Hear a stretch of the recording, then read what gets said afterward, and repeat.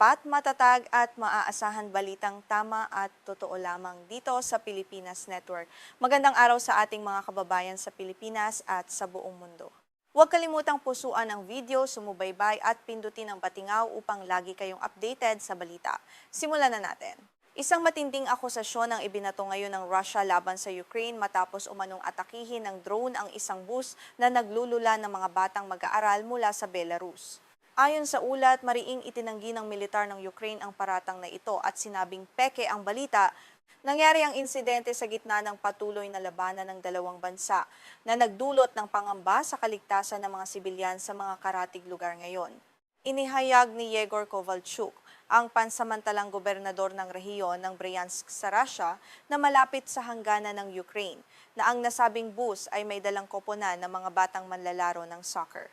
Ang mga bata ay galing sa Belarus at patungo sana sa timog na bahagi ng Russia para sa isang bakasyon nang maganap ang pagsabog.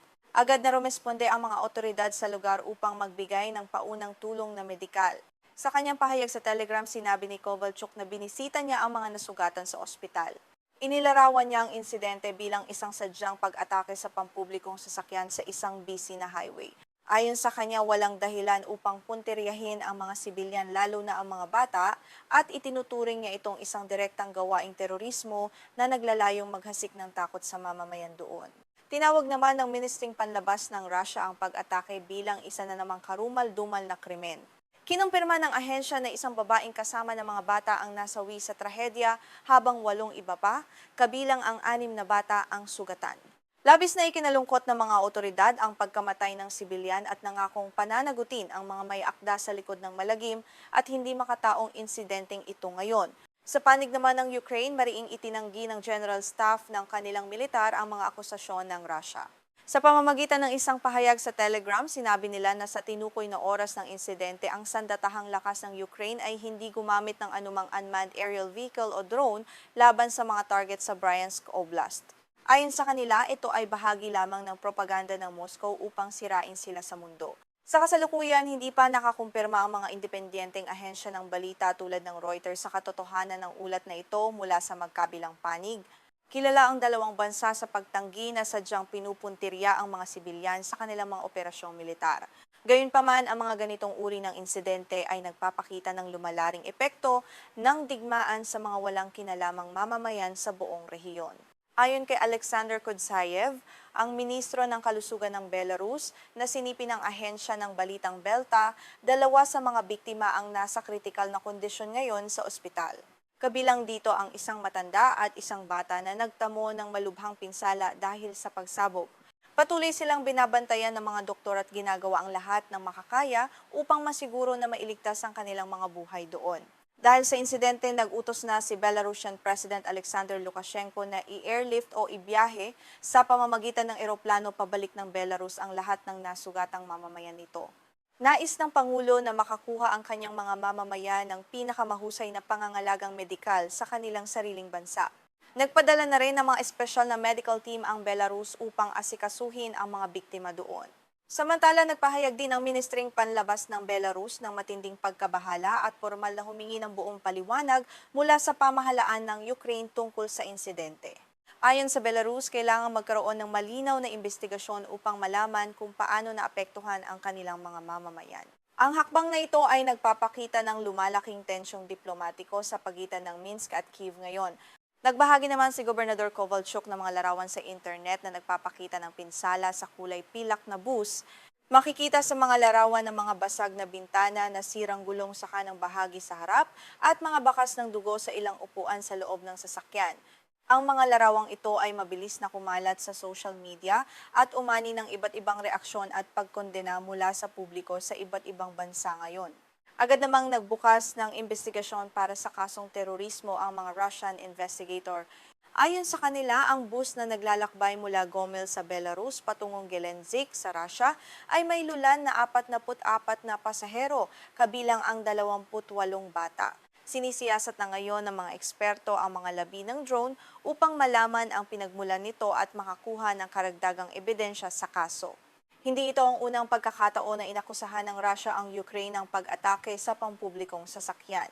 Noong nakaraang buwan, pinaratangan din ng Moscow ang Kyiv sa isa pang pag-atake ng drone sa isang bus na ikinasawi ng 8 sibilyan at ikinasugat ng 11 pa sa bahagi ng Donetsk na kontrolado ng Russia. Ang mga paulit-ulit na insidenteng ito ay nagpapataas ng tensyon sa pagitan ng dalawang bansa ngayon. Mula nang magsimula ang digmaan noong Pebrero ng taong 2022, regular na inaatake ng Russia ang mga bayan at lungsod sa Ukraine, kabilang ang kabisera nito na Kyiv. Libu-libong sibilyang Ukrainyano na ang nasawi sa mga pag-ataking ito gamit ang mga missile at drone. Ang pinsalang dulot nito sa infrastruktura at buhay ng tao ay patuloy na nagiging sanhi ng pandaigdigang pagkondena rito. Sa mga nakalipas na buwan, pinalakas naman ng Kyiv ang kanilang mga pag-atake gamit ang drone sa loob ng teritoryo ng Russia. Layunin ng Ukraine na pahinain ang ekonomiya ng Moscow at pilitin itong tapusin ang digmaan. Gayunpaman, ang estratehiyang ito ay nagdudulot din ng panganib sa mga sibilyang naninirahan sa mga lugar na malapit sa hangganan kung saan madalas maganap ang mga sagupaan ng drone ngayon. Ang rehiyon ng Bryansk kung saan naganap ang huling insidente ay madalas maging target ng mga drone at artillerya dahil sa lokasyon nito. Dahil dito patuloy ang paghihigpit ng seguridad ng pamahalaang lokal upang maprotektahan ang mga residente. Gayunpaman, ang banta ng mga biglaang pag-atake ay nananatiling mataas na nagdudulot ng patuloy na takot at pangamba sa pang-araw-araw na pamumuhay ng mga tao doon. Ang insidenteng ito ay nagdaragdag ng panibagong komplikasyon sa relasyon ng Belarus at Ukraine. Bagamat hindi direktang sumasali ang Belarus sa digmaan, pinayagan nito ang Russia na gamitin ang teritoryo nito para sa pagsalakay noong simula. Ang pag-atake sa mga mamamayang Belarusian, lalo na ang mga bata, ay maaaring magtulak sa Minsk na gumawa ng mas matitinding hakbang laban sa pamahalaan ng Kyiv ngayon. Ayon sa mga analista, ang paggamit ng mga drone sa modernong digmaan ay nagiging mas mahirap kontrolin na nagre-resulta sa mas mataas na panganib para sa mga sibilyan. Ang mga maliliit na sasakyang panghimpapawid na ito ay madalas na mahirap matukoy ng mga radar, kaya naman ang mga babala bago ang pag-atake ay madalas na huli na. Ito ay nagiging malaking hamon sa kaligtasan ng mga tao sa labas ng labanan ngayon. Ang psikolohikal na epekto ng digmaang ito sa mga bata ay patuloy na lumalalim sa bawat insidente ng karahasan. Ang mga nakaligtas sa pag-atake sa bus ay maaaring makaranas ng matinding trauma na magtatagal sa kanilang buong buhay. Ang mga grupo para sa karapatang pantao ay patuloy na nananawagan sa magkabilang panig na igalang ang mga batas sa digmaan at iwasan ang pinsala sa mga kabataan at sibilyan doon. Habang nagpapatuloy ang palitan ng akusasyon, ang panawagan para sa isang malaya at walang kinikilingang investigasyon ay lalong lumalakas. Maraming bansa ang umaasa na magkakaroon ng linaw ang insidenteng ito upang maiwasan ang lalong paglala ng sitwasyon sa silangang Europa. Ang kawalan ng tiwala sa pagitan ng mga bansa ay nagpapahirap sa paghahanap ng mapayapang resolusyon sa mga hidwaang ito ngayon. Sa pagtatapos ng ating ulat, nananatiling alerto ang buong rehiyon sa mga susunod na hakbang ng Belarus at Russia. Patuloy naming babantayan ang mga perkembangan sa usaping ito upang mag-give ng pinakabagong impormasyon sa inyo. Ako ang inyong tagapagbalita, nag-uulat ng mga pinakamahalagang balita mula sa iba't ibang panig ng mundo para sa kaligtasan at kaalaman ng lahat ng mamamayan. Maraming salamat sa pagtuto.